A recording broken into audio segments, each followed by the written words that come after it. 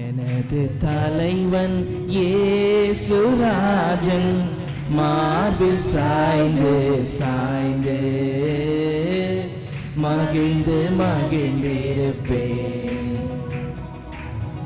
எனது தலைவன் இயேசுராஜன் மார்பில் சாய்ந்து சாய்ந்து மகிழ்ந்து மகிழ்ந்திருப்பேன். இதய தீபம் எனது தெய்வம் இரக்கத்தின் சிகரம். இதய தீபம் எனது தெய்வம் இரக்கத்தின் சிகரம். பார்த்து பார்த்து ரசித்து ருசித்து பார்த்து பார்த்து ரசித்து ருசித்து பரவசம் அடைவே பரவசம் அடைவே. எனது தலைவன் இயேசுராஜன் மார்பில் சாய்ந்து சாய்ந்து மகிழ்ந்து மகிழ்ந்து. எனது தலைவன் இயேசுராஜன் மார்பில் சாய்ந்து சாய்ந்து மகிழ்ந்து மகிழ்ந்திருப்பேன். நீதி தேவன் வெற்றி வேந்தன் அமைதியின் மன்னன். நீதி தேவன் வெற்றி வேந்தன் அமைதியின் மன்னன். நினைத்து நினைத்து துதித்து துதித்து நினைத்து நினைத்து துதித்து துதித்து நிம்மதி அடைவே நிம்மதி அடைவே. எனது தலைவன் இயேசுராஜன் மார்பில் சாய்ந்து சாய்ந்து மகிழ்ந்து மகிழ்ந்திருப்பேன். எனது தலைவன் இயேசுராஜன் மார்பில் சாய்ந்து சாய்ந்து மகிழ்ந்து மகிழ்ந்திருப்பேன். நல்ல மேய்ப்பன் குரலை கேட்பேன் நாளும் பின் தொடர்வே. நல்ல மேய்ப்பன் குரலை கேட்பேன் நாளும் பின் தொடர்வே. தோளில் அமர்ந்து காவலை மறந்து தோளில் அமர்ந்து காவலை மறந்து தொடர்ந்து பயணம் செய்வே தொடர்ந்து பயணம் செய்வே. எனது தலைவன் இயேசுராஜன் மார்பில் சாய்ந்து சாய்ந்து மகிழ்ந்து மகிழ்ந்திருப்பேன். எனது தலைவன் இயேசுராஜன் மார்பில் சாய்ந்து சாய்ந்து மகிழ்ந்து மகிழ்ந்திருப்பேன். பசும்புல் மேய்ச்சல் அமர்ந்த தண்ணீர் அழைத்து செல்பவரே. பசும்புல் மேய்ச்சல் அமர்ந்த தண்ணீர் அழைத்து செல்பவரே. ஆத்துமாவை தினமும் தேற்றி ஆத்துமாவை தினமும் தேற்றி அழைத்துக் கொள்பவரே அழைத்துக் கொள்பவரே.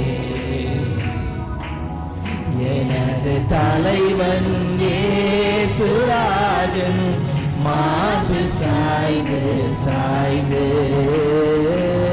மகிழ்ந்து மகிழ்ந்திருப்பேன். எனது எனது தலைவன் இயேசுராஜன் மார்பு சாய்ந்து சாய்ந்து மகிழ்ந்து மகிழ்ந்து பசும்புல் மேய்ச்சல் அமர்ந்த தண்ணி அழைத்து செல்பவரே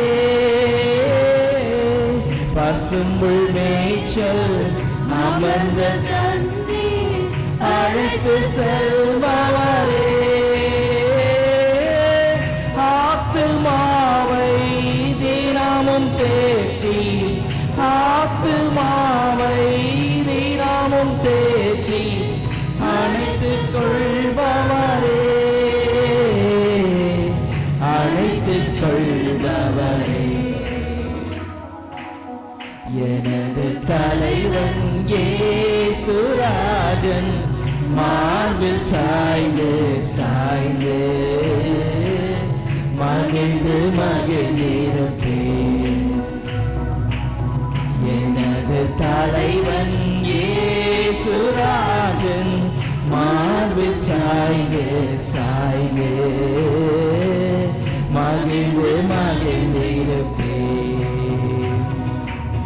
மகிழ்ந்து மகிழ்ந்திருப்பேன் மகிழ்ந்து மகிழ்ந்திருப்பேன் மகிழ்ந்து மகிழ்ந்திருப்பேன்.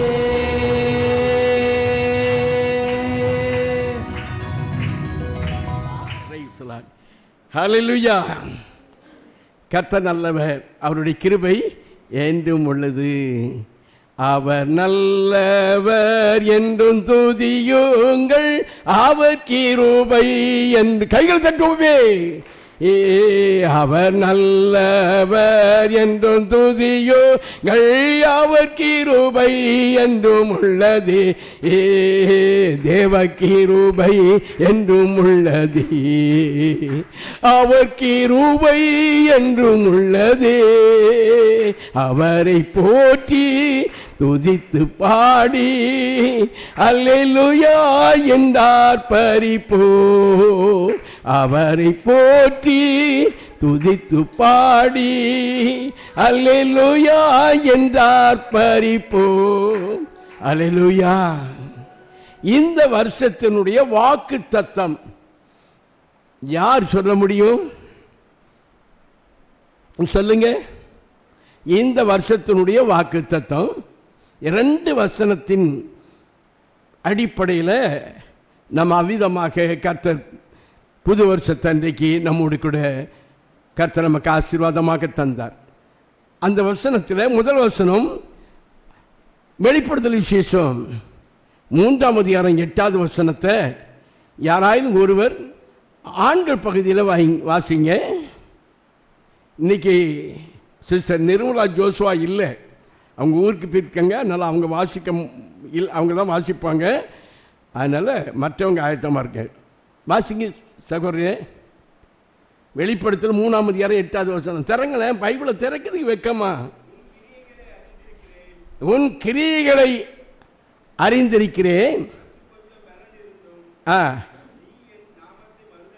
நீ என்னுடைய நாமத்தை மறுதலியாமல் என் வசனத்தை கை கொண்டபடியினால் இதோ திறந்த வாசலை உனக்கு முன்பாக வைத்திருக்கிறேன், ஒருவனும் அதை பூட்ட மாட்டான். கண்களை மூடி கர்த்தரை நோக்கி ஜெபிப்போமா? எங்கள் கண்மலையும் மீட்பருமாகிய கர்த்தாவே, எங்கள் வாயின் வார்த்தைகளும் எங்களுடைய இருதயத்தின் தியானமும் உம்முடைய சமூகத்தில் பிரதியா இருப்பதாக. ஆமென்.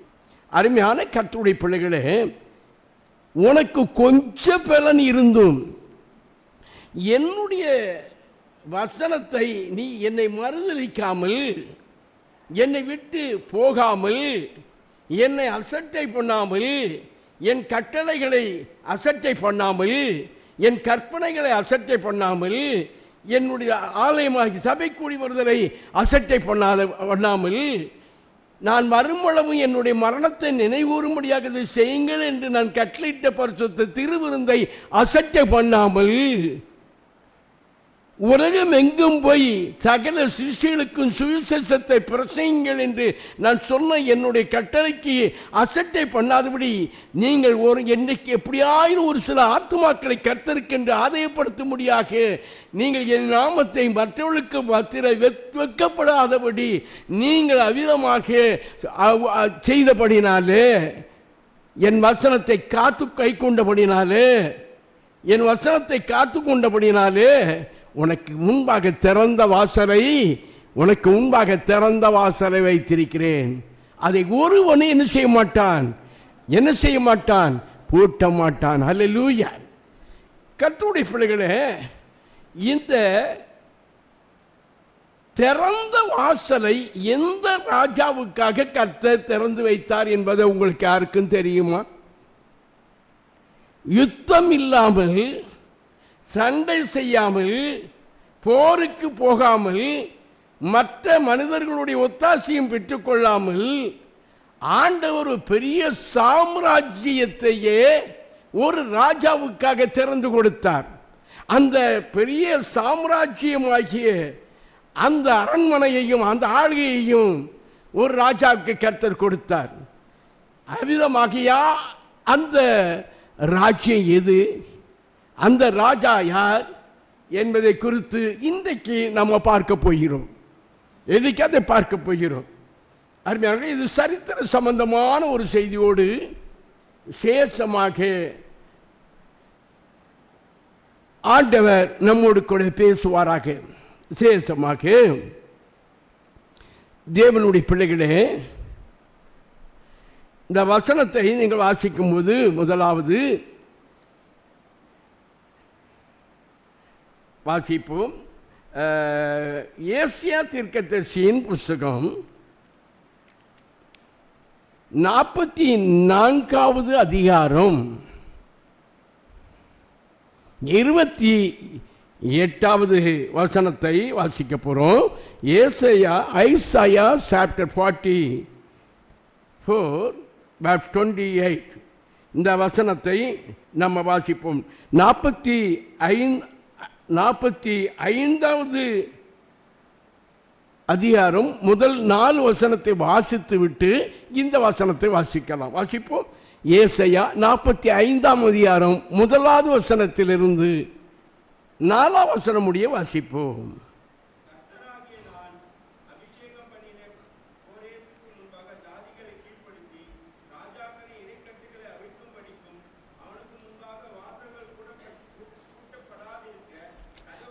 அவனுக்கு முன்பாக வாசல்கள் பூட்டப்படாது இருக்க,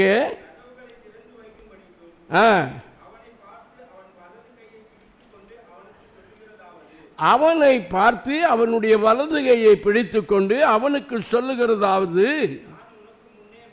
நான் உனக்கு முன்னே போய் கோணலானவைகளை செவையாக்குவேன், உன்னை பெயர் சொல்லி அழைக்கிற இஸ்ரவேலின் தேவனாகிய கர்த்தர் நானே என்று அறியும்படிக்கு வெண்கல கதவுகளை உடைத்து இரும்பு தாழ்பால்களை முறித்து அந்தகாரத்தில் இருக்கிற பொக்கிஷங்களையும் ஒளிப்பிடத்தில் இருக்கிற மறைபொருளையும் உனக்கு கொடுப்பேன். நான் என் தாசனாகிய யாக்கோபின் நிமித்தம், நான் தெரிந்து கொண்ட இஸ்ரவேலின் நிமித்தமும் நான் உன்னை பெயர் சொல்லி அழைத்து நீ என்னை அறியாதிருந்தும் உனக்கு என் நாமத்தை தரித்தேன். அடுத்த வசனமா வாசிங்க பிரதர். நானே கர்த்தர், வேறொருவர் இல்லை, என்னை தவிர வேறொரு தேவன் இல்லை. அல்லேலூயா. அருமையான கர்த்தருடைய பிள்ளைகளே, இந்த வாக்குத்தத்தம், இந்த ஆசீர்வாதம் எந்த ராஜாவுக்கு தேவனுடைய தீர்க்கதரிசியாகிய ஏசாவின் மூலமாக கட்டளை கொடுக்கப்பட்டது? கோரேஸ் ராஜா. நல்லா பாருங்க, நல்ல கவனிங்க. இந்த கோரேசை குறித்து உங்களுக்கு எத்தனை பேருக்கு தெரியும்?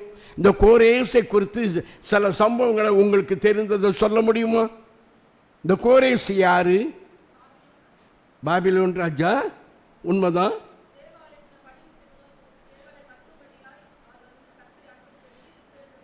வெரி குட், கர்த்தருக்கு ஸ்தோத்திரம்.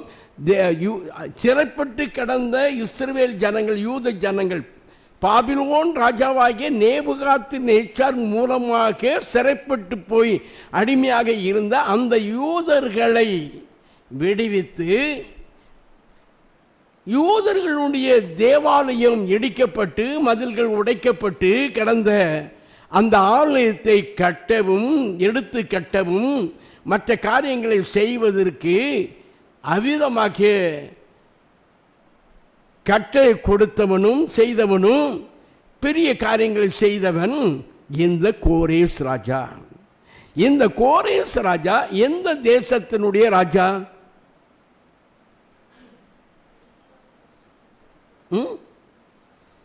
இவன் அதாயிலும் சேஷமாக மேதியா பெர்சியா தேசத்தினுடைய ராஜா. அதற்கு முன்பதாக பாபிலோன் பேரரசு, அந்த பாபிலோன் பேரரசு என்று அழைக்கப்படுகிற அந்த பேரரசுக்கு மகாராஜாவாக இருந்தவர், உலக புகழ்பெற்ற ராஜாவாகவும் இருந்த நேபுகாத்து நேச்சாருடைய அவருடைய ஆளுகையை முடிவு கட்டி மேதியா பெர்சியா என்று சொல்லக்கூடிய ராஜ்யத்தை நிறுவினவர் தான் கோரேஸ் ராஜா. அருமையானவர்களே, அந்த மேதியா பெர்சியா என்று சொல்லக்கூடியது, அந்த பெர்சியா தேசம் இன்றைக்கு நம்ம பார்க்கிற ஈரான் என்று சொல்லக்கூடிய தேசம். அந்த பெர்சியா தேசம் பாரசீகம் என்று அழைக்கப்படுகிறது. பாரசீகம். ஆக அந்த பாரசீகத்தினுடைய பெர்சியா ராஜாவாக்கிய இந்த கோரேஸ், இவன் எந்த வருஷத்தில் தன்னுடைய ராஜ்யத்தை கட்டினான் என்று சொல்லி வேதத்தில் கிமு 559 அவன் இந்த பெர்சியா, மேதியா பெர்சியா என்ற சாம்ராஜ்யத்தை தோற்றுவித்தவன் தான் இந்த கோரேஸ் ராஜா. இவன் கிறிஸ்துவுக்கு முன்னாடி 559 ஆண்டுல இருந்து விசேஷமாக 538 வரை இவன் பெர்சியா தேசத்தினுடைய ராஜாவாக அவன் அவிதமாக ஆளுகை செய்தவன். இவன் ஒரு யூதன் அல்ல என்பது, இவன் ஒரு புறஜாதியன். ஆனால் இவன், அருமையானவர்களே, இவன் தேவனால் தெரிந்து கொள்ளப்பட்டவன் என்று வேதம் சொல்லுகிறது. இனி கிறிஸ்தவர்கள் என்று அழைக்கப்படுகிற, நாம முன்வைக்கப்பட்டவர்கள் என்று அழைக்கப்படுகிற, பாரம்பரிய கிறிஸ்தவர்கள் என்று சொல்லிக் கொள்கிற நம்மை குறித்து ஆண்டவர் நீ எனக்கு பிரியமானவன் என்று சொல்லுவார் என்ற அந்த நம்பிக்கை நிச்சயம் நமக்கு இருக்கிறதா? ஒருவேளை தேவன் என் மேல பிரியமாக இருக்கிறார் என்று நாம சொல்லிக் கொள்ளலாம். தேவன் நம்ம பிரியமாக இருக்கிறார் என்பதை நம்முடைய மனச்சாட்சி நமக்கு தைரியத்தை கொடுக்கக்கூடியதாக இருக்கிறதா? ஆனால் இவனை குறித்து ஆண்டவர் என்ன சொல்லுகிறார்? அருமையான கர்த்தருடைய பிள்ளைகளை, ஏசாயா 44 அதிகாரம் 28வது வசனத்தை வாசிங்க.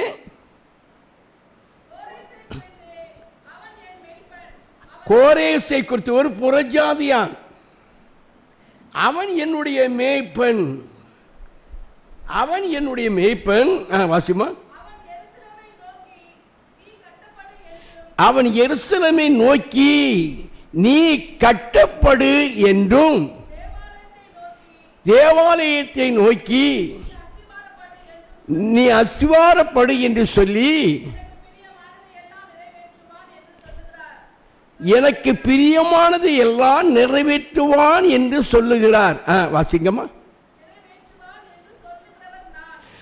நிறைவேற்றுவான் என்று சொல்லுகிறவர் நான். அருமையான கர்த்தருடைய பிள்ளைகளே, இதை சொன்னவர் யார் சொல்கிறார்? ஏசாயா. ஏசாயா தீர்க்கதரிசிக்கிட்ட இப்பொழுது அந்த கோரேசோ அது பாபிலோன் ராஜா ஆளுகை இல்லை. ஆனால் 150 ஆண்டுகளுக்கு முன்பதாக வாழ்ந்த தீர்க்கதரிசியாகிய அங்கே தீர்க்கதரிசியாகிய ஏசாயா தீர்க்கதரிசியின் மூலமாக இப்படிப்பட்ட ஒரு ராஜா வருவான். இப்படிப்பட்ட ஒரு ராஜா வருவான். அவன் என்னுடைய மேய்ப்பனாக இருப்பான். அவன் எருசலேமை நோக்கி கட்டப்படு என்றும் தேவாலயத்தை நோக்கி நீ அஸ்திவாரப்படு என்று சொல்லி எனக்கு பிரியமானதெல்லாம் நிறைவேற்றுவான் என்று சொல்லுகிறவர் நான் என்று அந்த ஏசாயா தீர்க்கதரிசியின் மூலமாக 150 ஆண்டுகளுக்கு முன்பதாகவே இந்த தீர்க்க தரிசனத்தை கர்த்தர் ஏசாயாவின் மூலமாக சொல்லுகிறார். அவன் ராஜாவாக வருவான். அவன் ஆண்டவருக்கு பிரியமானதை செய்வான். அவன் செய்ய போகிற அநேக காரியங்களை குறித்தும் அவன் முடிக்கப் போகிற அநேக காரியங்களை குறித்து அவனை குறித்து ஆண்டவர் தீர்க்க தரிசனமாக சொல்லுகிறார். கிறிஸ்துவுக்குள் அருமையான தேவ பிள்ளைகளே, சேஷமாக நாம இதில் இருந்து நம்ம என்ன அறிகிறோம் என்றால், நீ தேவனுடைய ஆலயத்தை கட்டலன்னா, நீ தேவனுடைய ஆலயத்தை மேல பிரியமா இல்லைன்னா, நீ தேவனுடைய வார்த்தையின் மீது உனக்கு விருப்பம் இல்லைன்னா, நீ தேவனுடைய கட்டளைகளையும் மற்றவைகளையும் நீ அசட்டை செய்வாய் என்றால், கர்த்தர் ஒரு புறஜாதியனாகிய ஒரு மனுஷனை கொண்டு அவருக்கு சித்தமானதை செய்வார், அவர் நிறைவேற்றுவார். எக்காரத்துக்கு ஊழியம் போய்விடாது. ஊழியக்காரன் போய்விடுவான், ஊழியக்காரர்களும் தள்ளப்பட்டு விடுவாங்க, சபையாரும் ஆண்டவரை விட்டு அசட்டை செய்து போய்விடுவாங்க. ஆனாலும் நாம போனாலும் நம்ம விட்டாலும் கர்த்தர் தமக்கு சித்தமானவனை கொண்டு தமக்கு சித்தமான நேரத்தில் தமக்கு சித்தமானதை ஒருவன் மூலமாக அவர் செய்ய வல்லவர். ஒரு அல்லையிலே சொல்லுங்க பார்ப்போமே. இங்க நம்ம பார்க்கிறோம் அருமையானங்களே, சேஷமாக 150 ஆண்டுகளுக்கு முன்பதாக இந்த கோரேசு ராஜாவை குறித்து துல்லியமாக கர்த்தர் சொல்லுகிறதை நம்ம பார்க்கிறோம். புறஜாதி ஆகிய ராஜா இவன் என்ன செய்வான்னா, அந்த ஏசாயா 44 நம்ம பார்த்தோம் அல்லவா, அங்கே ஏசாயா 45ஆம் அதிகாரத்தில் நம்ம பார்த்தோம் அல்லவா, பூட்டப்படக்கூடாதபடி திறந்திருக்கிற வாசல்களிலே அவன் பிரவேசிப்பான். அவன் யுத்தம் பண்ணாமலே, அவன் எந்த கதவுகளும் பூட்டப்படாமலே இருக்கையிலே அவனுக்காக கர்த்தர் வாசல்களை திறந்து வைத்து அவன் அதை பிரவேசிப்பான் என்று அவனை குறித்து சொல்லுகிறான். விசேஷமாக உலக சாம்ராஜ்யங்கள் அந்த நாட்களில் முதல் பேரரசு விசேஷமாக எகிப்திய பேரரசு, அதற்கு அப்புறமாக பாபிலோன் பேரரசு, உலகத்தில் ஆள்கை செய்த பேரரசு. அந்த பாபிலோன் பேரரசுக்கு ராஜாவாக இருந்தவன் தான் நேபுகாத்நேச்சார். இந்த நேபுகாத்நேச்சார் ஆடம்பர பிரியன். டைகிரிஸ் யூப்ரடிஸ் நதியினுடைய நடுவில் பெரிய அரண்மனையை கட்டி அவன் வாசம் பண்ணுவதற்கு தொங்கு தோட்டங்களை உருவாக்கி உலக புகழ்பெற்ற ஒரு ராஜா. அவன் ஜெயிக்காத நாடே கிடையாது, அவன் யுத்தத்தில் தோல்வி அடைந்ததே கிடையாது. அவனை கொண்டு கர்த்தர் பெரிய காரியங்களெல்லாம் செய்தார். உச்சக்கட்ட உயர்வில் மேன்மைக்குரியவனாக வாழ்ந்து வந்த, செல்வமும் சிறப்புமாக வாழ்ந்த அந்த நேபுகாத்நேச்சாருடைய காலத்தில் தான் தானியேல் தீர்க்கதரிசி, சாத்ராக் மேஷாக் ஆபேத்நேகோ இவர்கள் எல்லாரும் அவனுடைய சிலையை வணங்கும்படியாக அவனுடைய பாதத்தில் விழும்படியான ஒரு கட்டளை பிறப்பிக்கப்பட்டு சிறைப்பட்டு வந்து பாபிலோன் தேசத்தில் ஞானத்திலும் அறிவிலும் சிறந்தவர்களாக விளங்கிய மேலான பொறுப்பில் இருந்த தானியேல், சாத்ராக், மேசாக் என்பவர்களை அக்கினி சோலையிலே போடுவதற்கு காரணமாக இருந்தவன் நேபுகாத்நேச்சார். எந்த ஒரு மனுஷனும் நேபுகாத்நேச்சாரை தவிர வேற எந்த ஒரு தெய்வத்தையோ தேவனையோ நமஸ்கரிக்க கூடாது என்ற கட்டளை பிறப்பிக்கப்பட்டு அப்படி மீறி ஒருத்தன் செய்வான் என்றால் அவனை சிங்கத்தின் கெவியிலே ஜனங்களுக்கு நடுவிலே அவிதமாக போடப்படுவான் என்ற கட்டளை பிறப்பிக்கப்பட்டு தானியேலை சிங்கத்தின் கெவியிலே போட்டவனும் அவன் தான். இந்த ரெண்டு காரியத்தில் நீங்க பார்க்கும்போது கர்த்தர் அக்கினி ஜுவாலை தேவனுடைய பிள்ளைகளை பற்றி எறியவில்லை. மாறாக அப்பேற்பட்ட 7 மடங்கு உஷ்ணத்தை போட்டு சாத்ராக், மேசாக், ஆபேத்நேகோ என்பவர்களை அந்த அக்கினியிலே போட்டாலும் அதற்கு நடுவிலே தம்முடைய தூதனை கர்த்தர் அனுப்பி ஆண்டவராகிய கர்த்தரே அவர்களுக்கு நடுவிலே உலாவி ஒரு அக்கினி வாசனை கூட அவர்களை அணுகாதபடி பாதுகாத்த தேவன் என்பதை இந்த பாபிலோன் ராஜாக்கள் கண்டவங்க தான். அவங்க வாயினாலே இந்த இஸ்ரவேலின் தேவனாகிய தேவனை தவிர வேறொரு தேவன் இல்லை என்று அவர்கள் வாயினாலே அறிக்கை செய்ய முடியாத காரியத்தை செய்தவர் நம்முடைய தேவன் தான். தானியேலை குறித்து சொல்லும் பொழுது இந்த தானியேலின் தேவனே வானத்திலும் பூமியிலும் அதிசயங்களை செய்கிற தேவன், சிங்கத்தின் வாயிலிருந்து அவிதமாக காப்பாற்றுகிற ஒரு தேவன் உண்டோ? இந்த தேவனை தவிர வேறு ஒரு தேவனை யாராயினும் வணங்கினால்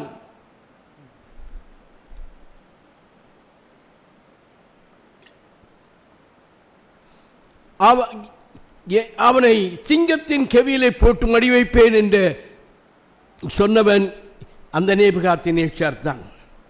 அருமையான கர்த்தருடைய பிள்ளைகளே, இப்பேற்பட்ட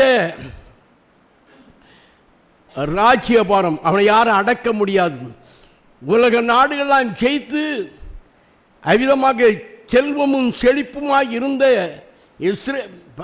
எருசலேமிலே வந்து தேவ ஆலயத்தை இடித்து சாலமோன் ராஜா கட்டப்பட்ட தேவாலயத்தினுடைய அஸ்திவாரத்திலிருந்து முழுவதும் தங்கத்தினாலே கட்டப்பட்ட எல்லாவற்றையும் பனிமுட்டிகளை எல்லாம் எடுத்துக்கொண்டு தன்னுடைய அரண்மனையிலே கொண்டு போய் சேர்த்தவன் தான் இந்த நேபுகாத்நேச்சார்.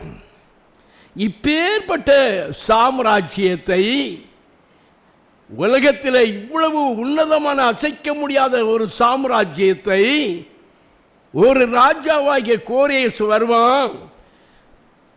அவன் என்ன செய்வான்? இந்த உலக சாம்ராஜ்யம் என்று அசைக்க முடியாத சாம்ராஜ்யத்தை அவன் யுத்தம் இல்லாமல் அவன் என்ன செய்வான்? அவன் போகும்போது மதில்களோ வாசல்களோ தடை இல்லாதபடி, எந்த கதவும் பூட்டப்படாதபடி எல்லாம் திறந்திருக்கும்படியாக ஆண்டவர் செய்து அதை அவன் என்ன செய்வான்?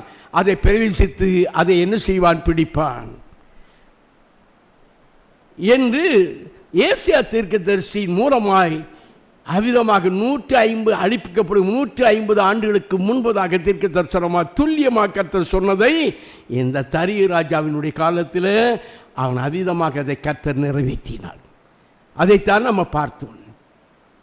கிறிஸ்துவுக்குள் அருமையான கர்த்தருடைய பிள்ளைகளை, அவன் அவ்விதமாக செய்வதற்கு காரணம், அவன் அவ்விதமாக செய்வதற்கு அவன் இவ்வளவு உயர்ந்த நிலைமைக்கு, மேன்மைக்குரிய நிலைமைக்கு, இவ்வளவு ஆசீர்வாதத்தினுடைய உன்னதத்திற்கு அவன் அவ்விதமாக உலகத்தார் போற்றப்படக்கூடிய அளவுக்கு இந்த கோரேஸ் ராஜா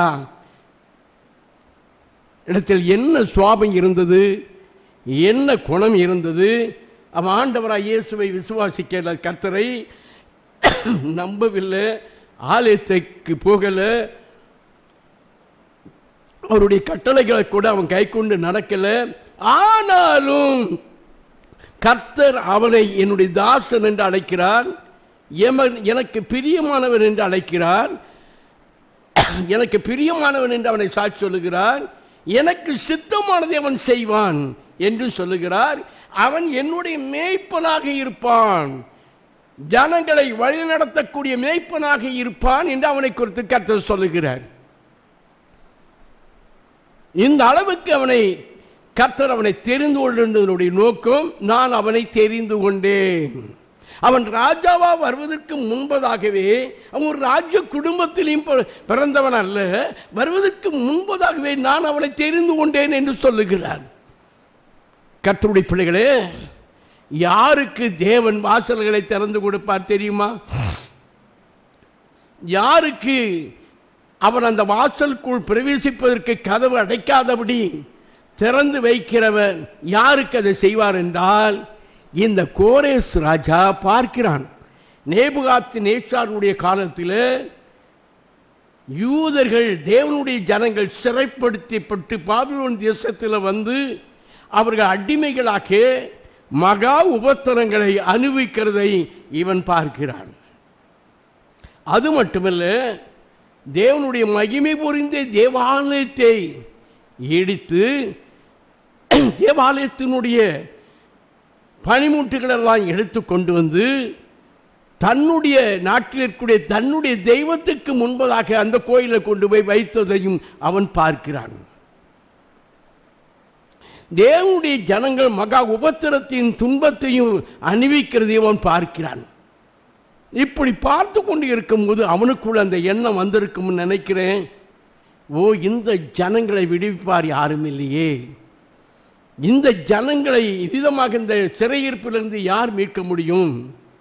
இந்த ஜனங்கள் தேவனால் தெரிந்து கொள்ளப்பட்ட ஜனங்களாச்சே, இந்த ஜனங்கள் தேவனுடைய கட்டளைகளையும் பிரமாணங்களையும் பெற்ற ஜனங்களாச்சே, இவர்களுடைய மகிமை புரிந்த தேவாலயம் எவ்வளவு மகிமை புரிந்த தேவாலயம், அங்கே நடக்கிற ஆராதனைகள் பலி முறைகளெல்லாம் எவ்வளவு மேன்மையாக இருக்கும்.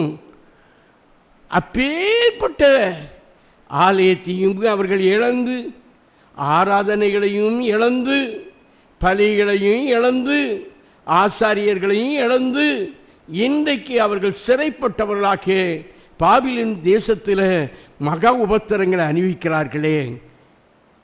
ஒருவேளை அந்த தேவன் ஜீவன் உள்ள தேவனாக இருப்பார் என்றால், நான் ராஜாவாக வருவேன் என்றால், என்னை அவர் ராஜாவாக ஏற்படுத்துவார் என்றால், இந்த ராஜ்யபாரம் என் கையில் கிடைக்கும் என்றால், நான் முதலாவது செய்ய வேண்டியது என்ன செய்வேன்?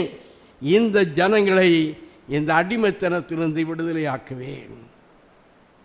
இந்த சிறையிருப்பில் இருந்து அவருடைய தேசத்திற்கு நான் அவர்களை கொண்டு போவேன், அனுப்புவேன். அவர்கள் மதிக்கக்கூடிய மகிமை புரிந்த தேவாலயம் இடிக்கப்பட்டு உடைக்கப்பட்டு அருவருப்பான காரியங்கள் அங்கே நடக்கிற காரியத்தின் நிமித்தமாக தேவனுடைய ஜனங்கள் உள்ளம் கொதித்து பொங்கி ஒவ்வொரு நாளும் தேவ ஆலயத்தை குறித்தே கலங்கி அழுகிறதெல்லாம் நான் கண்டேன். ஆகவே அவர்களுடைய தேவாலயத்தை, தேவன் வாசம் பண்ணும் தேவாலயத்தை, அந்த இடித்து போட்ட மதில்களை நான் மீண்டும் எடுத்து கட்டுவேன், தேவாலயத்தை கட்டுவேன். ஆராதனைகளை தொடர்ந்து நடத்துவதற்கு ஆசாரியர்களை அனுப்புவேன், எஸ்ராவை அனுப்புவேன். எஸ்ராவிற்கு தெரியாது, அந்த அவருடைய ஆசாரிய முறைப்படி நீங்கள் போய் தேவாலயத்தை கட்டி ஆராதனைகளை நடத்துங்கள் என்று அவ்விதமாக்க கட்டளையிடுவேன் என்று சொல்லி அவனுக்கு தான் உருவாக்க போகிற, நாம் ஆட்சி செய்ய போகிற தன்னுடைய அரசாட்சி எப்படியெல்லாம் மக்களுக்கு பிரயோஜனமாக இருக்க, அது அவனுக்கு முக்கியமாக இல்லை. அதை முக்கியமாக மனசில் வைக்காதபடி அவனுக்கு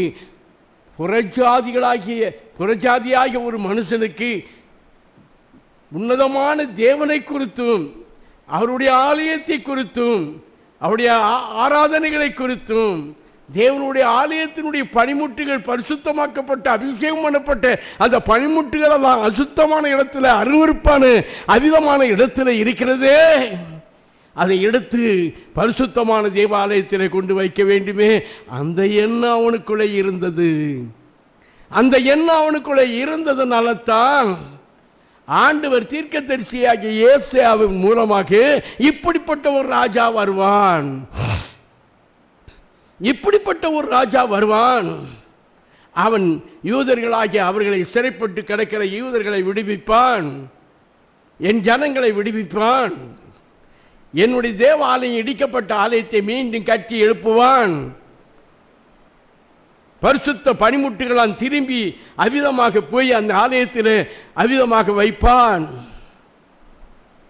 ஆசாரியர்களை நியமித்து தொடர்ந்து ஆராதனை முற்ற காரியங்களை திறம்பட செய்வதற்கு அதுக்கு ஏற்ற ஆட்களை அனுப்புவான் என்று அவனை குறித்து அவன் ராஜாவா வருவதற்கு முன்பதாகவே அருமையான கர்த்தருடைய பிள்ளைகளே ஏசாயா தீர்க்கதரிசியின் மூலமாக இந்த காரியத்தை தீர்க்க தரிசனமாக சொல்லுகிறான்.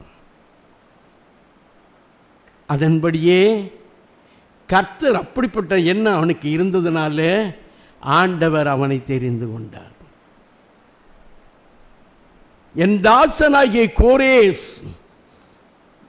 எனக்கு பிரியமான கோரேஸ் எனக்கு சித்தமானதை செய்வான் என்று அவனை குறித்து எனக்கு பிரியமானவன், அவன் என்னுடைய மேய்ப்பன், அவன் என் ஜனங்களை விடுவிப்பான் என்று அவனை குறித்து ஆண்டவர் சாட்சி சொல்லுகிறார். கிறிஸ்துவுக்குள் அருமையான கர்த்தருடைய பிள்ளைகளே, ஒரு புறஜாதியனாகி அவனுக்கு இஸ்ரவேலின் தேவனாகிய கர்த்தரை குறித்து அறிகிற அறிவையும் அவருடைய ஆலயத்தை குறித்த ஒரு பாரமும் அவனுக்குள் அது இருந்து அதை நான் செய்வேன் என்று அவனுக்குள்ளே இருந்ததென்றால், அது இருந்தென்றால் கிறிஸ்துவ குடும்பத்திலே பிறந்தவனும் வளர்ந்தவனும் போதிக்கிறவனும் ஆராதனைகளை பங்கு பெறுகிறவனும் ஆசனங்களை கொண்டாடுகிறவனும் பண்டிகைகளை கொண்டாடுகிறவனும் பலவிதமான காரியங்கள் செய்கிறவளாக்கிய நமக்கு இந்த பாரம் இருக்கிறதா, இந்த கரிசனை இருக்கிறதா என்பதை இந்த கோரேஸ் ராஜா மூலமாக நீ சிந்திக்க வேண்டும், அறிந்து கொள்ள வேண்டும், தெரிந்து கொள்ள வேண்டும் என்பதற்காக இந்த சம்பவங்களை கர்த்தர் இந்த பரிசுத்த வேதாகமத்தில் அவிதமாக பதிவு செய்து வைத்திருக்கிறார். அருமையான கர்த்தருடைய பிள்ளைகளே, தேவனுடைய ஆலயத்தை இன்னைக்கு அநேகர் அற்பமாக எண்ணுகிறார்கள். தேவனுடைய ஆராதனைகளை அற்பமாக எண்ணி அசட்டை பண்ணுகிறார்கள். தேவனால் தெரிந்து கொள்ளப்பட்ட உண்மை உத்தமமான ஊழியக்காரர்களை அசட்டை செய்கிறார்கள். என்னதான் நம்ம சொன்னாலும் கூட சேசமாக இந்த அசட்டை செய்கிறவர்கள் யார் என்றால், தேவனை அறியாதவர்கள் ஆண்டவருக்குள் இருக்கிற அந்த பக்தியும் அந்த உணர்வும் இன்றைக்கு தேவனை அறிந்து அவரை தொழுது கொள்கிற கர்த்தருடைய பிள்ளைகளாகிய நமக்கு இல்லை. இதை நம்ம ஒத்துக்கொண்டு தான் ஆகணும். இதில் நம்ம ஒத்துக்கொண்டு தான் ஆகணும். நம்ம சீர்படி நம்ம ஜமாத்து கொண்டு போய் விடக்கூடாது. அருமையான கர்த்தருடைய பிள்ளைகளே, நாம் ஆண்டவரை அசட்டை செய்தால் அவருக்கு என்ன நஷ்டம்? நீ தேவனுடைய ஆலயத்தினுடைய ஆராதனையை நீ அசட்டை செய்தால் அவருக்கு ஒரு நஷ்டமும் இல்லை. உனக்குத்தான் நஷ்டம், உன் குடும்பத்திற்கு தான் நஷ்டம், உன் ஆத்மாவுக்கு தான் நஷ்டம். வேதம் என்ன சொல்லுகிறது? அப்போஸ்தலனாகிய பரிசுத்த பவுல் அங்கே எபிரேயருக்கு எழுதின நிருபம் 10வது அதிகாரம் 25ஆம் வசனத்தில் என்ன சொல்லுகிறார்? வாசிங்க. Hebrews chapter 10 verse 25. சபை கூடி வருதலை சிலர் விட்டு விடுகிறது போல நாமும் விட்டுவிடாமல் ஒருவருக்கொருவர் புத்தி சொல்ல கடவோம். நாளானது சமீபித்து வருகிறதே. நாளானது எவ்வளவாய் சமீபித்து வருகிறது, எவ்வளவாய் பார்க்கிறீர்களோ அவ்வளவாய் புத்தி சொல்ல வேண்டும். சபை கூடி வருதலை சிலர் விட்டு விடுகிறது போல நாமும் விட்டுவிடக்கூடாது என்று ஒரு ஆலோசனை பெரிய கட்டளையாக பவுல் சொல்லுகிறார். ஏன்னா ஆமாம், எனக்கு கர்த்தருடைய ஆலயத்தில் தான் உங்களுக்கு உங்களுடைய சந்தேகங்களுக்கு, உங்களுடைய முரட்டாட்டங்களுக்கு, உங்களுடைய எதிர்பார்ப்பிற்கு, உங்களுடைய எல்லா பிரச்சனைகளுக்கும், உங்களுடைய எல்லா சந்தேகங்களுக்கும், உங்களுடைய எல்லா பிரச்சனைகளுக்கும் முடிவும் வழி நடத்தலும் கிடைக்கக்கூடிய இடம் சபை ஒன்றுதான். சபை ஒன்றுதான். ஆகவே தான் ஆண்டவர் அவர்களை பிதா குமாரன் பரிசுத்தாவின் நாமத்தில்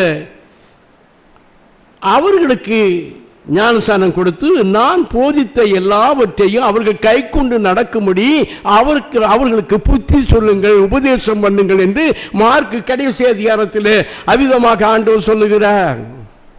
அவை புத்தி சொல்லுகிற இடம், நம்மை திருத்துகிற இடம், நம்மை உருவாக்குகிற இடம் தேவனுடைய சபை. இதை நாம் அசட்டை செய்யக்கூடாது. இதை அசட்டை செய்கிறதை பழைய ஏற்பாட்டில் அசட்டைக்காரரே, தேவனுடைய ஆலயத்தையோ ஆராதனையோ கற்பனைகளையோ பலிகளையோ தேவனுடைய வார்த்தையோ அசட்டை செய்கிற அசட்டைக்காரரே, அதுக்கு கீழே வருவதை நாம் வாசித்தா உங்களுக்கு பயமாக இருக்கும். அசட்டைக்காரரே, நீங்கள் யாரை அசட்டை செய்கிறீர்கள்? நீங்கள் யாரை அசட்டை செய்கிறீர்கள்? அவரை அசட்டை செய்தவர்கள், அவரை அசட்டை செய்தவர்களுடைய கதையெல்லாம் என்னாச்சு? ஆனால் தேவன் நாம் எத்தனை காரியத்தில் அவரை அசட்டை செய்கிறோம், அவரை அசட்டை செய்கிறோம். அருமையானவர்களை அசட்டை செய்த, அதை ஏற்றுக்கொள்ளாத, பக்கம் இல்லாதபடி கீழ்ப்படியாமல் போனதின் நிமித்தமாய் அப்படிப்பட்டவர்களுடைய முடிவெல்லாம் என்னமாக இருந்தது, எப்படி ஆனதெல்லாம் நமக்கு வேதத்தில் தெரியும். எப்படி ஆயினும் யூதாஸ் காரியத்து அவனை கர்த்தர் தெரிந்தெடுத்த அந்த சிங்காசனத்தில் 12 இஸ்ரவேலுடைய சிங்காசனத்தில் உட்கார்ந்து அவர்களை நியாயந்திருக்கக்கூடிய அந்த மேலான பாக்கியத்தை பெற வேண்டும் என்று அழைக்கப்பட்ட அவன் பிசாசுக்கு இடம் கொடுத்து அவன் வழிதவறி போகும்போது அவன் திருந்தும்படியாக ஆண்டவர் 7 காரியங்களை 7 விதத்தில் அவனுக்கு தவணை காட்டி அவனை தம்பக்கமாக இழுத்துக் கொள்ளுக அவர் எவ்வளவு அக்கறை காட்டினார். ஆனால் எல்லாவற்றையும் அவன் அசட்டை செய்தான். அசட்டை செய்த அந்த யூதாஸ் காரியத்தினுடைய முடிவு என்னாச்சு? வேற யாரும் அவனை கொல்லல, கர்த்தரும் அவனை கொல்லல, பிசாசும் அவனை கொல்லல, அப்படி சீசர்களும் அவரை கொல்லல. அவனே மனச்சாட்சி அவனை கொல்லுது. அந்த மனச்சாட்சியை கொண்டு அவன் போய் அவிதமாக மரத்தில் நாண்டு கொண்டு செத்து அவனுடைய சரீரத்தை யாரும் இறக்கி கொண்டு வந்து அடக்கம் கூட செய்யாதபடி வராமல் குடல் சரிந்து தலைகளாக செத்தான் என்று அப்போஸ்தலர் 1 அதிகாரத்தில் நம்ம வாசிக்கிறோம் அல்லவா? அருமையான கர்த்தருடைய பிள்ளைகளே, இப்ப இருக்கக்கூடிய இந்த காலம் புத்திமதிகளை ஏற்றுக்கொள்ளக்கூடிய ஒரு காலம் அல்ல, ஆலோசனைகளை செவி கொடுக்கிற காலம் அல்ல, கீழ்ப்படுகிற ஒரு காலம் அல்ல. இப்பொழுது எல்லாமே அருமையான கர்த்தருடைய பிள்ளைகளே, புத்தி சொல்லுகிற ஊழியக்காரர்களோ பெரியவர்களோ இந்நாட்களில் உங்களுக்கு ஒன்றும் தெரியாது என்றுதான் சொல்லுவாங்க. அவங்க அசட்டை பண்ணுவாங்க. அதை புத்தி சொல்லி அவிதமாக கேவலப்படுவதை காட்டிலும் அசட்டை பண்ணப்பட்டு அதற்கு காட்டிலும் பேசாமல் தனித்து ஒரு இடத்துல அமைதியாக இருப்பதுதான் நல்லது என்று உண்மையும் உத்தமமான பெரியவங்களாம் யோசித்து எத்தனையோ பெற்றோர்கள் தங்களுடைய பிள்ளைகளுக்கு எவ்வளவோ புத்திமதியை சொன்னாலும் அவர்கள் அதை அசட்டை செய்ததுனால எத்தனையோ பேர் வீடுகள் எல்லாத்தையும் விட்டு அநாதைகளாகி எங்கேயுமே போய் தேசாந்திரிகளாக தெரிந்து கொண்டு இருக்கிறதை நம்ம பார்க்கிறோம். ஆனால் புத்தி சொல்லக்கூடிய இடம் தேவனுடைய ஆலயம் தான். அதைத்தான் சொல்கிறார், சபை கூடி வருவதை சிலர் விட்டு விடுகிறது போல நீங்கள் விட்டு விடாமல் இருக்க எனக்கு பிரியமில்லை. இவ்விதமாக நாட்கள் நெருங்கி கொண்டு வருகிறது, நாளானது சமீபமாய் இருக்கிறதுனால ஒருவருக்கு ஒருவர் புத்தி சொல்ல வேண்டும் என்று சொல்லுகிறார். அருமையான தேவ பிள்ளைகளே, என ஆலோசனை இல்லாமல் புத்தியை கேட்காமல் கெட்டு போகிறவர்கள் அழிந்து போய் விடுவார்கள்.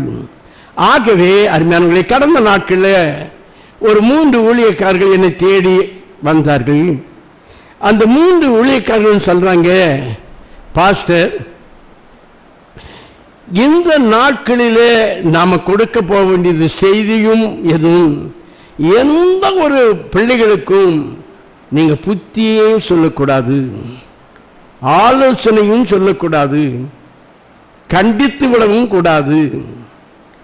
அட்ஜஸ்ட் பண்ணிட்டு வாயை மூடிக்கிட்டு அவங்களை தட்டி கொடுத்துட்டு பரவாயில்ல பரவாயில்ல பரவாயில்ல கடவுள் சந்திப்பார் ஜெபிக்க அப்படின்னு போனாதான் உங்க ஆத்துமாக்களை நீங்க தக்க வைத்துக் கொள்ள இல்லைன்னா அவங்க வேற இடத்துக்கு போவாங்க.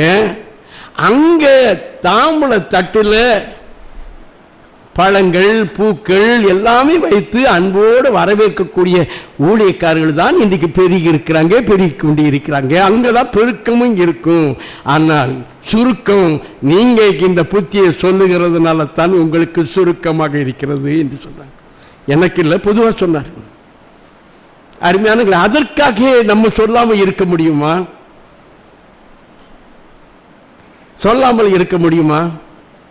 அந்த காலத்தில், ஆதி காலத்தில், ஆரம்ப காலத்தில் இந்த பெந்தேகோஸ்து சபைகளில் இருந்த அந்த செய்தியும் அந்த கண்டிப்பும் இன்றைக்கு பெந்தேகோஸ்து சபைகள்லாம் இருக்குதா? இல்லை. போகிறாங்க, யோசிக்கிறாங்க, ஆமா நம்ம தான் எம்டியாவும் வேண்டாம், பிள்ளைகளுக்கும் சொல்லக்கூடாது. நாம அன்னைக்கு நம்ம அப்படி சொல்லி கண்டிச்சோம்னு சொன்னா நம்ம செத்தா அவங்க நம்ம பக்கத்தில் கூட இருக்க மாட்டாங்க, எங்கேயாவது போயிடுவாங்க. இந்த கல்லடி எப்பவும் போகுதுன்னு தான் எதிர்பார்த்துக்கிட்டு இருப்பாங்க. ஒண்ணுமில்லாதவங்களுக்கே அப்படி இருந்தா, அருமையான நல்லா இருந்து வசதியாக எல்லாம் சேர்த்து வச்சிருந்தாலே அவனை அற்பமாக எண்ணுகிறாங்க. ஆனா ஒண்ணுமே இல்லைன்னா, எனக்கெல்லாம் இந்த ஆலயமோ இந்த இதெல்லாம் இல்லை, ஊழியங்கள்லாம் இல்லைன்னா என்னை எங்கெல்லாம் போய் என்னை துரத்தி இருப்பாங்க. நிச்சயமாக உண்மை சொல்றேன். அருமையாக இந்த நாட்களில் புத்தி சொல்லுகிற இல்லை, கேட்கிற இல்லை. ஆனா வேதம் என்ன சொல்லுகிறது? நாளானது சமீபித்துக் கொண்டிருக்கிறது, நாளானது சமீபித்து வருகிறது. எவ்வளவாய் பார்க்கிறீர்களோ அவ்வளவாய் புத்தி சொல்ல வேண்டும் என்று சொல்லுகிறார். ஆம், அருமையான கர்த்தருடைய பிள்ளைகளே, ஏன்னா நம்ம சீர்கெட்டு போய்விடக்கூடாது, நம்ம செதறி போய்விடக்கூடாது. அருமையான கர்த்தருடைய பிள்ளைகளே, நம்ம அழிந்து போய்விடக்கூடாது, நம்முடைய சந்ததியும் அழிந்து போய்விடக்கூடாது. நம்ம ஆண்டவருடைய ராஜ்யத்தில் பிரவேசிக்க வேண்டும். இதுதான் நமக்கு புத்தியை கொடுக்கக்கூடியது. அதுதான் பைபிள் ஸ்டடி, இந்த ஊழியம், சபைகளில் இந்த புத்திமதியை சொல்லக்கூடியது. கடந்த நாட்களில் ஒரு சகோதரி, நம்ம பிள்ளை, ஒரு பிள்ளைங்க தான், அருமையான கர்த்தருடைய பிள்ளைய சபைக்கு வரும். நான் தனியே செபிக்கணும்னு கேட்கும். எங்கள் வீட்டிலையும் எங்கள் எப்சி என்ன செய்வாங்க, சாவியை வாங்கி கொடுப்பா, வந்து ஜெபம் பண்ணும். எவ்வளோ அருமையாக ஜெபம் பண்ணுது பார்த்தீங்களா? எவ்வளோ அருமையாக ஜெபம் பண்ணுது, வந்து ஜெபம் பண்ணுது அப்படின்னு தான் நாங்கள் நினைச்சோம். நான் ஒரு முறை அப்படி இது என்ன ஜெபம் பண்ணுதுன்னு பார்க்க வந்தேன். இது என்ன செய்யறது, ஹெட்ஃபோன் வச்சுக்கிட்டு செல்ஃபோனில் அவருடைய லவ்வருக்கு தான் பேசிக்கிட்டே இருக்குது. 2 முறை நான் கண்டுட்டேன். 2 முறை பார்த்துட்டு இனி இவ ஜெபிக்கிறதுக்கு அலோ பண்ணக்கூடாது அப்படின்னு மனசில் வச்சுக்கிட்டேன். கடைசியாக்க அந்த பையனையே ஞானஸ்தானம் கொடுக்கணும், அவனை ஆயத்தமாக இருக்கிறான். அவனே வந்து ஐயா எனக்கு சீக்கிரம் ஞானஸ்தானம் கொடுக்கணும். இவங்க நம்ம சபையில் ஞானஸ்தானம் எடுத்துட்டு சீக்கிரம் கல்யாணம் பண்ண போறாங்க. இது அவங்களுடைய திட்டம். அப்போ அந்த பெண்ணு என்ன சொல்லுது, நான் 1 மாதம் மத்தியானம் தோறும் ஆலயத்தில் வந்து பாரத்தோடு நான் ஜெபிக்கிறதுக்கு ஆவியானவர் சொல்கிறாரு. ஆகினால் 1 மாதம் நான் தொடர்ந்து வந்து நான் ஆலயத்தில் ஜெபிக்க போறேன்னாரு. அடியா, நீ ஜெபிக்க போற, எதுக்காக ஜெபம் பண்ண போறங்கிறது எனக்கு தெரியும். நான் 2-3 தடவை பார்த்துட்டேன். தேவ ஆலயமா இது? கள்ளர் குகையா? இங்க வந்து உன்னுடைய காதல் கணவரோடு கூட நீ பேச்சு நேரத்தை போவதுக்காக வர்ற அப்படின்னு சத்தமிட்டு, நீ அப்படி ஜெபிக்கிறதுக்கு நீ வந்தன்னா நீ செல்போன் எடுத்துக்கொண்டு வரக்கூடாது, செல்போனை எடுத்துக்கொண்டு வரக்கூடாது. நீ செல்போனை செல்போனை இங்க எடுத்துக்கொண்டு வந்தா இங்க நான் இடம் கிடையாது அப்படின்னு அவளை கேட்டேனா. அப்படின்னா நான் வரலன்ட்டு போயிட்டான். அந்த பையனும் இங்க வரல. பார்த்தீங்களா, இதை கடிந்தது நான் இல்லைன்னா இந்த சபை என்னவாகும், மற்றவங்க என்னவாகும்? இதுக்குத்தான் மூத்த ஊழியக்காரர்கள் வேணுங்கிறது. நமக்கு சபை பெருங்கிறது முக்கியம் இல்லை,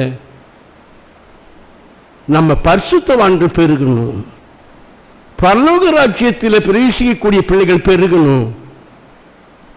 அதுதான் நமக்கு முக்கியம். முதலாவது நாம பரிசுத்தமாக இருக்கணும், நம்முடைய உபதேசத்தை கேட்கிறவங்களும் பரிசுத்தமாக இருக்கணும், அதை உருவாக்கணும். அதுதான் நமக்கு தேவை. அருமையான கர்த்தருடைய பிள்ளைகளே, ஆகவே சேஷமாக தேவனுடைய பிள்ளைகளாகிய நாம ஏசாயா 45ஆம் அதிகாரம் மீண்டும் 1-2 வசனத்தை வாசிங்க. அபிஷேகம் பண்ணப்பட்ட கோரேசுக்கு முன்பாக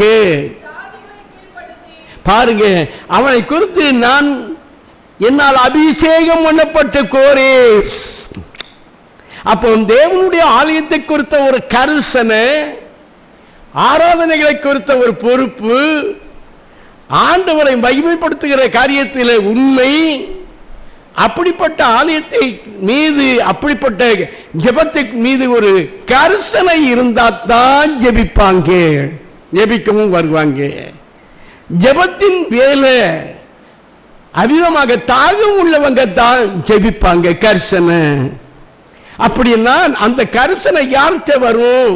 நான் எப்படிப்பட்ட பயங்கரமான பாவியாய் இருந்தேன், எவ்வளவு துரோகியாக இருந்தேன், இப்பேற்பட்ட பாவியாக பிசாசினுடைய கை பொம்மையாக இருந்து நான் தேவனற்றவனாக, துன்பார்க்கனாக, மாய்மாலக்காரனாக, நடிகனாக, மக்களை ஏமாற்றுகிறவனாக, அவிதமாக தேவ பக்தியினுடைய வேஷத்தை தரித்து கொண்டு அவிதமாக மறுதலிக்கிற ஒரு உலக மகா நடிகனாய் ஒருவனாக நான் இருந்தேன். அப்பேற்பட்ட பாவியாகி என்ன ஆண்டவர் தம்முடைய வார்த்தையினால் என்னை சுற்றினாரு, என்னை உணர்த்தினாரு, என்னை உருவாக்கினாரு, என்னை ஒப்பு கொடுக்க வைத்தாரு. அறிக்கையிட்டேன், ஆண் என் பாவங்களை அறிக்கையிட்டு ஆண்டவர் தாம் சிலுவையில் சிந்தின ரத்தத்தினாலே என் பாவத்தை மன்னித்தாரு, என்னை மீட்டெடுத்தாரு, என்னை பரிசுத்த ஆவினால் அபிஷேகித்தாரு. அப்படிப்பட்ட அந்த கல்வாரி சிலுவையின் அந்த பாடுகளை அறிந்து அதன் மூலமாய் மீட்கப்பட்ட கடவுளுடைய பிள்ளைதான் நன்றி உள்ளவனாக இருப்பான். அவன்தான் சாட்சி உள்ளவனாக இருப்பான். அவன்தான் என்னை போல மற்ற பாவியையும் ரட்சிக்கப்பட வேண்டுமே, குணப்பட வேண்டுமே, மீட்கப்பட வேண்டுமே, நரக அக்கினிக்கு போகாதபடி பரலோக ராஜ்யத்தில் பிரவேசிக்க வேண்டுமே, தேசத்தை தேவன் அழிக்காதபடி திறப்பின் வாயில நின்று அவிதமாக ஜெபிக்கக்கூடிய ஒரு மனுஷனை நான் தேடினேன், ஒருவனும் இல்லையே என்று அவர் ஆச்சரியப்பட்டாரு. அப்படி நானும் கூட இல்லாதபடி நான் திறப்பின் வாயிலே தேசத்திற்காக, அவிதமாக குணப்படாத மக்களுக்காக, அழிந்து கொண்டிருக்க ஆத்மாக்களுக்காக நான் கண்ணீரோடு ஜெபிப்பேன் என்று அந்த கல்வாரியின் பாடுகள் மூலம் முழு ரட்சிக்கப்பட்ட பாவம் மன்னிப்பை பெற்ற ஒரு பரிசுத்தவானுக்கு தான் அந்த அக்கறை இருக்கும். மற்றவர்கள் அந்த அக்கறை இருக்காது. அப்படி ஜெபிக்கிறவர்கள் ஜெயத்தை பெறுவார்கள். அப்படிப்பட்ட ஜெபிக்கிறவர்களுக்கு ஆண்டவர் பிரியமாக இருப்பார். அப்படிப்பட்டவர்கள் தேவனுடைய சித்தத்தை செய்கிறவராக இருப்பார்கள். அவர்கள் போராட வேண்டிய அவசியம் இல்லை, யுத்தம் பண்ண வேண்டிய அவசியம் இல்லை, எதிரிகளோடு நின்று எதிர்த்து நிற்கக்கூடியவர்களாக இருக்க வேண்டிய அவசியம் இல்லை, எதையும் இழக்க வேண்டிய அவசியம் இல்லை. அவனுக்கு ஆண்டவர் சொல்வார், நீ என் தாசன், நான் உன் வலதுகையை பிடித்து வாசிமா ஜாதிகளை உனக்கு கீழ்ப்படுத்தி ராஜாக்கள் இடைக்கட்டுகளை அவிழ்க்கும்படிக்கும் அவனுக்கு முன்பாக வாசல்கள் பூட்டப்படாதிருக்க கதவுகளை திறந்து வைக்கும்படிக்கு அவனை பார்த்து பிடித்துக்கொண்டு அவனுக்கு சொல்லுகிறதாவது, நான் உனக்கு முன்னே போய் கோணவானவைகளை செவையாக்குவேன், உன்னை பேர் சொல்லி அழைக்கிற இஸ்ரவேலின் தேவனாகிய கர்த்தர் நானே என்று நீ அறியும்படிக்கு வெண்கல கதவுகளை உடைத்து இருப்பு தாழ்பாதைகளை முறித்து அந்த ஹாரத்தில் இருக்கிற பொக்கிஷங்களையும் ஒளிப்படத்தில் இருக்கக்கூடிய புதையல்களையும் உனக்கு கொடுப்பேன். அவனுக்குத்தான் தேவன் அந்தகாரத்தில் இருக்கக்கூடிய பொக்கிஷங்களை கர்த்தர் கொடுப்பார். வெண்கல கதவுகளை உடைத்து இரும்பு தாழ்பால்களை முறித்து கதவுகள் பூட்டப்படாதற்கு நீ உள்ளே பிரவேசித்து அவிதமாக எல்லாவற்றையும் நீ எடுத்துக் கொள்வாய். அப்படித்தான் உலகத்தையே சாம்ராஜ்யமாக ஆளுகை செய்து கொண்டிருந்த பாபிலோன் பேரரசனுடைய ராஜாவாக இருந்த நேபுகாத்நேச்சாருடைய அவனுடைய ராஜ்யத்தை ஒரு யுத்தமே இல்லாதபடி பாபிலோன் ராஜா அந்த ஜனங்களும் கோரேசுக்கு முன்பாக சரணடைந்து படியா காரியத்தை செய்து அவன் எல்லாவற்றையும் வெண்கல கதவுகளை எல்லாம் திறக்கப்பட்டிருந்தது, மூடப்படல. இவனுக்காக கர்த்தர் திறந்து வைத்தான். ஒளிப்படத்தில் உள்ள புதையல்களை அவனை கொடுத்தான். பொன்னையும் வெள்ளையும் அவிதமாக அவன் எடுக்க முடியாத காரியத்தை செய்தான். கொள்ளையடித்து உலகத்தை நாடுகளை ஜெயித்து கொண்டு வந்த எல்லா ஆட்சிகளையும் கோரேஸ் அவன் என்ன செய்தான்? அவன் கையில கர்த்தர் கொடுத்தார். கிறிஸ்துவுக்குள் அருமையான தேவ பிள்ளையே, இன்றைக்கு உனக்கு கர்த்தர் அப்படிப்பட்ட ஆசீர்வாதத்தை கர்த்தர் கொடுக்க தான் உன்னை பெயர் சொல்லி அழைத்தார். உன்னை தெரிந்தெடுத்திருக்கிறார், உன்னை முன்குறித்திருக்கிறார். நீ எனக்கு யாரும் உதவி இல்லையே, எனக்கு உதவி செய்வார் யாரும் இல்லை என்று அலைய வேண்டிய அவசியம் இல்லை. எனக்காக யார் வாசலை திறந்து கொடுப்பார் என்று ஒரு வழியை உண்டாக்கி கொடுப்பார் என்று நீ மற்றவர்களை எதிர்பார்க்க வேண்டிய அவசியம் இல்லை. நீ ஆண்டவருடைய வார்த்தை கீழ்ப்படிந்து கோரேஸ் ராஜா தேவனுடைய ஆலயத்தை குறித்து ஒரு பாரம், தேவ ஜனங்களுடைய அடிமத்தனத்திலிருந்து விடுதலையாக்க முடியாத ஒரு பாரம், தேவ ஆலயத்தில் நேபுகாத்நேச்சார் தேவ ஆலயத்திலிருந்து எடுத்துக்கொண்டு போய் அவிதமாக அவனுடைய விக்கிர கோயிலில் வைத்த எல்லாவற்றையும் தேவனுடைய ஆலயத்துக்கு எடுத்துக் கொடுத்தானே, அவிதமாக விடுவித்தானே. அப்படிப்பட்ட ஒரு வாஞ்சை அவனுக்கு இருந்ததுனாலே கர்த்தர் அதை நிறைவேற்றினார். சரியாக அருமையான கர்த்தருடைய குறிப்பிட்ட நேரத்தில் ஏசியா தீர்க்கதரிசியின் மூலமாக 159 ஆண்டுகளுக்கு 150 ஆண்டுகளுக்கு முன்பாக சொல்ல தீர்க்க தரிசனத்தை கோரேஸ் ராஜாவின் அவிதமாக அதை கைப்பற்றினான், விடுவித்தான். நீயும் அநேகரை விடுவிக்கணுமா? பாவத்திலும் உலகத்திலும் பிசாசின் அடிமைத்தனத்தில் இருக்கக்கூடிய அந்த பிள்ளைகளை நீ யாருக்காயிலும் அதிலிருந்து நீ விடுதலை கொடுக்க புத்தி சொல்லி இருக்கிறாயா? நீங்க புத்தியை மட்டும் கேட்கறதுக்கே விரும்பாதீங்க, மற்றவங்களுக்கு புத்தியும் நீங்க சொல்லுங்க. தம்பி, இது குடிக்கிறது தப்புப்பா, தம்பி நீ நடக்கிறது சரியில்லைப்பா, தம்பி இதெல்லாம் நமக்கு ஆகாதப்பா, இது நம்ம ரட்சிக்கப்பட்ட தேவனுடைய பிள்ளைகள் உடுத்துகிற உடையல்லப்பா, நம்ம மீட்கப்பட்ட கர்த்தருடைய பிள்ளைகள் நடக்கிற ஸ்டைல் இது இல்லப்பா, நம்ம ஆண்டவருடைய பிள்ளைகள் நம்ம பார்க்கிற இந்த செல்போன்ல யூடியூப்ல இதெல்லாம் நம்ம பார்க்க கூடாதப்பா, நம்ம தீய வழியில கொண்டு போயிரும்பா என்று ரட்சிக்கப்பட்ட பிள்ளைகள் சபையில அவர்களுக்கு புத்தி சொல்ல வேண்டும். புத்தி சொல்லி அவர்கள் சீர்திருத்த. அப்படி கேட்டவங்க இன்னைக்கு ஆசீர்வாதமாக இருக்கிறாங்க, இன்னைக்கு ஆசீர்வதிக்கப்பட்டவங்களாக இருக்கிறாங்க, இன்னைக்கு மேன்மைக்குரியவர்களாக இருக்காங்க. அருமையானவர்களே, கடந்த நாட்கள் ஒன்று காரியத்தை மட்டும் நான் சொல்லுகிறேன். நான் கோயம்புத்தூருக்கு போயிருந்த நேரத்தில் அங்கே ஒரு லாயர் வீட்டில் நான் தங்குவேன். அந்த லாயருடைய அம்மாவும் லாயரும் வந்து, என்னுடைய அண்ணன் ஒரு பெரிய கம்பெனியில் அவன் பெரிய ஒரு பொறுப்பில் இருந்தான். 3 லட்சம் ரூபாய் சம்பளத்தில் அவன் இருந்தான். என்னுடைய எனக்கு அண்ணி ஒரு குஜராத் முஸ்லீம். அப்படிப்பட்ட அவர் ஏதோ ஒரு காரியம் தன்னுடைய ஈகோ ப்ரிஸ்டேஜில் வேலையை ரிசைன் பண்ணிட்டார். இப்போ 3 வருஷங்களாக சும்மா தான் இருக்கிறாரு. ஒரே பையன் லாயர் படிக்கிறான். வீடு ஒன்று இருக்குது, ஆனால் வீட்டு பேரில் கடன் ஏகப்பட்டதாக இருக்குது. மாதம் அவ்விதமாக என் மனைவி இவ்விதமாக வீட்டு வேலைக்கு போகிறாங்க, வெளியே சொல்ல வைக்கப்பட்டு அதை வச்சு அதை கெடுத்துக்கிட்டு இருக்காங்க. இப்படிப்பட்ட ஒரு சூழ்நிலை இருக்க நாங்கள் சொல்கிறோம், அந்த வீட்டை விற்றுருங்க. அந்த வீட்டை விற்றுட்டு அந்த பணத்தை எடுத்து கடன் அடைச்சிட்டு மீதி இருக்க பணத்தை வச்சு ஒரு இடத்த வாங்கி ஒரு வீட்டை கட்டி இருந்துக்கிட்டு நீங்கள் ஏதாவது ஒரு பிஸ்னஸ் பண்ணுங்கள் மீதி உள்ள பணத்தில் என்று எவ்வளோ சொல்லி பார்க்குறோம்.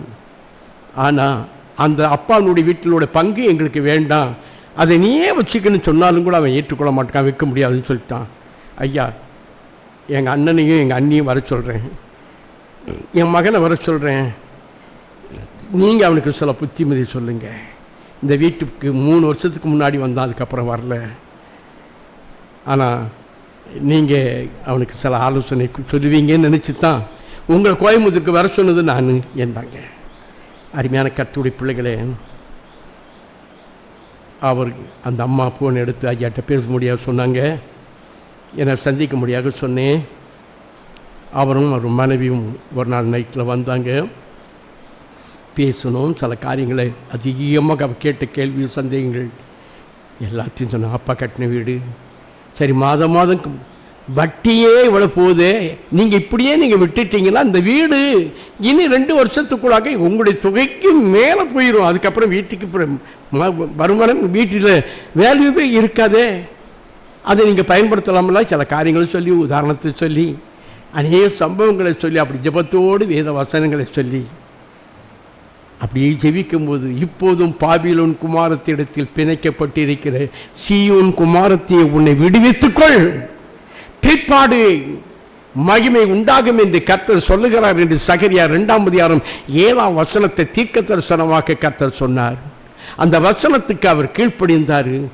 உடனே முடிஞ்சது. ஐயா, இதுவரை எனக்கு எத்தனையோ போதனையாளர் சொல்லியிருக்காங்க, புத்திமதியை கேட்கல. ஆனால் ஆவியானவரே என்னோடு கூட பேசினார். நான் கீழ்ப்படுகிறேன் ஐயா, அந்த வீட்டு கடனை முதல் அடைக்கிறேன்.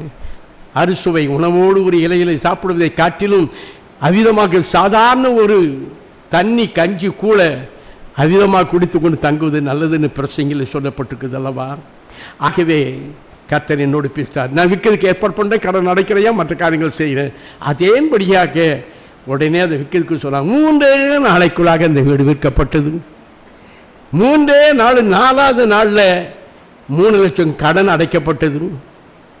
அருமையானே, 3 நாளில் மீதி உள்ள பணத்தை கொண்டு அதே அருமையான கர்த்தருடைய பிள்ளை கோயம்புத்தூரில் இவங்க இருந்த வீடு 1/2 கிரவுண்டு 1 கிரவுண்டு இடம் வாங்குவதற்கு கர்த்தர் உதவி செய்தார். இப்பொழுது கர்த்தர் எனக்கு ஒரு தொழிலையும் கர்த்தர் கொடுத்தார். நான் மகிழ்ச்சியாக இருக்கிறேன். அந்த ஆலோசனையை, அந்த புத்தியை நான் உதறி தள்ளி இருந்தா என் ஈட்டையும் இழந்திருப்பேன், மன சமாதானத்தையும் இழந்திருப்பேன், என் பிள்ளை வாழ்க்கையை நான் கெடுத்திருப்பேன். அருமையான கர்த்தருடைய பிள்ளைகளை புரிஞ்சுக்க, சபையில் தான் புத்திமதி சொல்லுகிற இடம். இதை நீ அசட்டை பண்ணா யாருக்கு நஷ்டம்? எனக்கு நஷ்டம் இல்லை, உங்களுக்கு தான் நஷ்டம். இனி நாம் சபை கூடி விடுறதில் சிலர் விட்டு விடுகிறது போல நம்ம விட்டு விடக்கூடாது. நாளானது சமயமாக இருக்கிறது. கடந்த நாளில் நாங்கள் ஜெபம் பண்ணணும், முடிக்க போகிறேன். நாங்கள் ஜெபம் பண்ணோம். ஆக்சி என்ற அடிப்படையை வைத்து நம்ம எப்படி ஜெபிக்கணும்னு சொன்னேன். நம்ம ஜெபம் எப்படி இருக்கணும்? நேராக வந்ததுமே காஞ்ச மாடு கம்மங் கொள்ளையில் இறங்கினது போல நம்ம கூடாது. முதல்ல நம்முடைய ஜெபம் முதலாவது ஏ ஆக்ஸ் என்றால் ஏ என்றால் அடரோஷன். அடரோஷன்னா தேவனுக்கு துதி செலுத்துவது, தேவனை புகழ்வது. அதுக்கப்புறம் சி என்றால் கன்ஃபெஷன். அவ்விதமாக தேவனை நம்ம துதிக்க அவருக்கு புகழ சொல்ல நாம் எப்படிப்பட்டவர்கள் என்று ஆவியாளர் உணர்த்துவார்.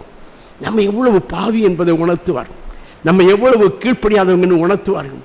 அப்போ நம்முடைய காரியங்களை ஆண்டோட சமூகத்தில் கன்ஃபெஷன் அறிக்கை செய்யணும். 2வது. மூன்றாவதாக ஆவி, அதுக்கப்புறம் ஆண்டவருக்கு நம்ம நன்றி செலுத்தணும். தேங்க்ஸ்கிவிங். ஆண்டவர் நம்மோடு கூட நம்ம ஜெபத்தில் என்னை உணர்த்தினார், உருவாக்கினார், என்னை நடத்தினார், என்னை பரிசுத்தமாக்கினார். ஆண்டவரே என்று தேங்க்ஸ்கிவிங் இருக்கணும். கடைசியாக சப்ளிகேஷன். அதற்கப்புறம்தான் நம்முடைய விண்ணப்பங்களை ஆண்டோட சமூகத்தில் ஏறெடுக்கணும் என்று இப்படி முறையில் நம்ம ஜெபிக்கணும். முறையில் ஜெபம் சும்மா விளையாட்டுக்காக இல்லை, எங்களுக்கு இந்த பழகினவங்களுக்கு தான் தெரியும். அருமையான கர்த்தருடைய பிள்ளைகளே, ஆகவே கர்த்தர் எங்களோடு கூட பேசினார். ரொம்ப மகிழ்ச்சியாக இருந்தது. ஆகையினால வெள்ளிக்கிழமை உபவாச ஜெபம் வழக்கமாக உண்டு. உங்கள் டைமுக்கு தந்தபடியே நாங்கள் பர்ச்சேஸ் பண்ணி போகிறோம்.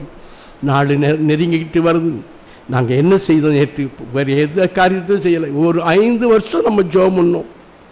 5 வருஷ காலமாக ஜெபம் பண்ணோம். எதுக்கு? இந்த அக்கிரமமான ஆட்சி, இந்த அகம்பாவமான ஆட்சி, இந்த ஏழை எளிய ஜனங்களை நசுக்கிற ஆட்சி, நாட்டையும் மக்களையும் பிரிவுபடுத்தி பலவிதமான துன்பத்துக்கும் துயரத்துக்குள்ளாக வழிநடத்துகிற காவிய ஆட்சி கரைந்து போகணுமே, ஒரு நல்லதோர ஆட்சி உண்டாகணுமே என்றுதான் நம்ம 5 வருஷம் நம்ம ஜெபம் பண்ணணும். இன்னும் 5 நாள் தான் அந்த வெள்ளிக்கிழமையிலேருந்து 5 நாள் தான் இருக்கிறது. நம்ம அறுவடையை அறுக்க போகிறோம். அந்த ரிசல்ட் நமக்கு ஃபேவராக, நம்முடைய ஜெபத்திற்கு பதில் கொடுக்கக்கூடியதாக இருக்கணும், பலனை பெற்றுக்கொள்ளக்கூடியதாக இருக்கணும். ஆண்டவர் நல்ல ரிசல்ட்டை நமக்கு கொடுக்கணும். பாவிகள், சண்டாளர்கள், அக்கிரமக்காரர்கள், துன்மார்க்கர்கள், மதவெறியர்கள், இப்படிப்பட்ட மணிப்பூரில் இந்த கொடுமைகளையும் வேதனைகளையும், எத்தனை ஆலையும், எத்தனை பெண்கள் கற்பனை, எத்தனை ஆலைகள் தீக்குறத்து, எத்தனை குடும்பங்கள் இன்னும் காடுகளில் வேதனைப்படுகிறாங்க. வீடுகளை இழந்து, வீடுகளை இழந்து, சிறுபான்மை மக்கள், முஸ்லிம்களுடைய வீடுகள் ஆயிரக்கணக்கில் புல்டோசரை வச்சு இடித்து நடுரோட்டில் நிற்கிறாங்களே. அதுக்கு ஒரு கண்ணீர், ஒரு வார்த்தை சொன்னானா? ஒரு வார்த்தை சொல்லி ஆறுதல் சொன்னாரா? அதை விட்டுட்டு ஒவ்வொரு கோயிலையும் போய் தியானம் செய்கிறாரே. மக்களுக்கு மேலே அக்கறை இல்லை, ஆனால் மதத்தின் பேரில் தான் அக்கறை உள்ள ஆட்சி. இது அகற்றப்பட வேண்டியவே. அகற்றி நல்ல ஒரு சாட்சி, ஒரு ரிசல்ட் வேணுமேங்கிறதுக்காகத்தான் நம்ம செபிப்போம் அப்படின்னு சொன்னேன். நிறையா அந்த காரியத்துக்கு நாங்கள் செபிக்கலை. அந்த காரியத்துக்காகத்தான் 3, 6 பேர் நாங்கள் செபம் போடணும். கடைசியாக ஒரு தம்பி ஜெபம் பண்ணோம். பார்த்தீங்களா? என் கண்ணிலேருந்துலாம் கண்ணீர் வந்தது. இவங்கெல்லாம் விட்ட குறிப்புகள்லாம் மனதில் வச்சு, இது நீக்கப்பட்டு நல்ல ஒரு ரிசல்ட்டை கர்த்தர் கொடுப்பீர் என்பதை வேதத்தில் இருந்து சில காரியங்களை வைத்து அவன் ஜெபம் பண்ணி முடித்தான். எவ்வளோ நேரம்? யார் தெரியுமா? நம்ம பிரதர் தீமோத்தியுடைய மகன் ஏட்வின். உற்சாகமாக அவன் ஜெபம் பண்ணதோடு கூட நானும் ஜெபம் பண்ணி முடிச்சிட்டோம். ஒரு ரிசல்ட் எங்களுக்கு கிடைக்கும். மக்கள் நம்ம நாட்டை குறித்து, தேசத்தை தேவன் அழிக்காதபடி, துன்மார்க்களை கொண்டு தேசத்தை ஆண்டவர் அழிக்காதபடி, தேசத்தை ஆண்டவரை ஒரு சமாதான தேசத்தில் ஒரு நன்மையான ஆட்சி வரணுமே, மக்களுக்கு நலமான இருக்கணுமே, நாங்கள் விடுதலையோடு ஆண்டவரை ஆராதிக்கணுமே, இப்படி சுவிசேஷத்தை அறிவிக்கணுமே, அந்த பாடத்தோடு இதற்கு ஒரு பெரிய ரிசல்ட் கிடைக்கும்னு நாங்கள் எதிர்பார்த்தோம். அந்த ஜெபித்த அத்தனை பிள்ளைகளுக்கும் ஆமாரிமையான கர்த்தருடைய பிள்ளைகளை கடந்த வெள்ளிக்கிழமை அந்த மொழியர் ஜெபத்தில் பங்கு பெற்ற ஒவ்வொருவருக்கும் பொன்னாடை போர்த்தி உங்களை போற்றி கர்த்தரை மகிமைப்படுத்த வேண்டியது எங்களுடைய கடமை. என் மனசில் நினச்சிக்கிட்டேன். கர்த்தர் உங்களை ஆசீர்வதிப்பார். கடைசியாக இந்த வசனத்தை மட்டும் நம்ம சொல்லி முடிப்போம். அவ்விதமாக உனக்கு முன் உன்னை பார்த்து கர்த்தர் சொல்லுகிறாது, அவர் உன் வலது கையை பிடித்து, உன் வலது கையை பிடித்து, வாசிங்க ஏசியாத்துக்கு தரிசன புஸ்தகம் 45ஆம் அதிகாரம், உன் வலது கையை பிடித்து நான் உனக்கு முன்பாக சென்று கோணலானதை செவையாக்குவேன். வாசிங்கம்மா. உங்களுடைய வலது கையை பிடித்துக்கொண்டு இன்றைக்கு கர்த்தர் உங்களை பார்த்து சொல்றார், என் அன்பு சகோதரனே, உன் வலது கையை பிடித்து ஆண்டவர் சொல்கிறார். உங்கள் வலது கையை பிடித்து கர்த்தர் சொல்லுகிறார். யார் வலது கையை பிடிப்பாங்க?